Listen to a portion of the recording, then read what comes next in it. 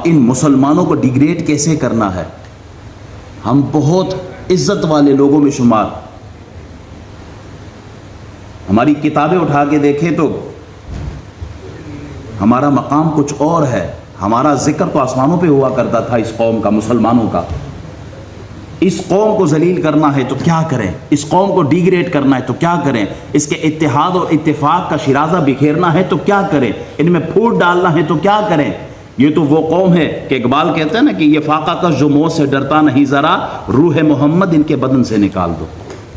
فکر عرب کو دے کے فرنگی تخیلات، اسلام کو حجاز و یمن سے نکال دو۔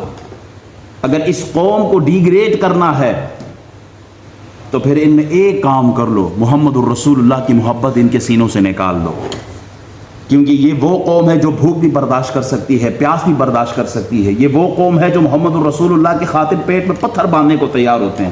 یہ وہ قوم ہے جو محمد الرسول اللہ کی خاطر ہاتھوں میں تلوار نہیں ہے لیکن پھر بھی میدان بدر کی طرف جا رہے ہیں۔ یہ وہ قوم ہے جو محمد الرسول اللہ کی خاطر مکہ جیسی وادی کو، جہاں ان کی زمینیں ہیں، جائیدادیں ہیں، قوم قبیلہ ہے، بچے ہیں، رشتہ دار ہیں، بیویاں، سب کچھ چھوڑنے پہ تیار ہے محمد الرسول اللہ کی خاطر۔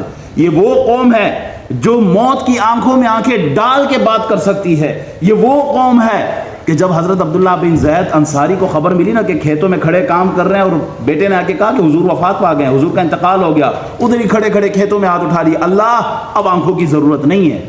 جب یار ہی نہ رہا تو دیدار کس چیز کا؟ پھر جب یار ہی نہ رہا، جب آقا بھی نہ رہے، جب محبوب ہی نہ رہا، تو پھر ان آنکھوں سے اب دیکھنا کیا؟ اللہ میری آنکھیں چھین لے۔ اسی وقت ہی ان کی آنکھیں اللہ تعالیٰ نے بینائی چھین لی۔ لوگ آیا عیادت کے لیے کہ وہ آپ کی آنکھیں گیا، آپ نے کہا میں نے اللہ سے مانگی ہے۔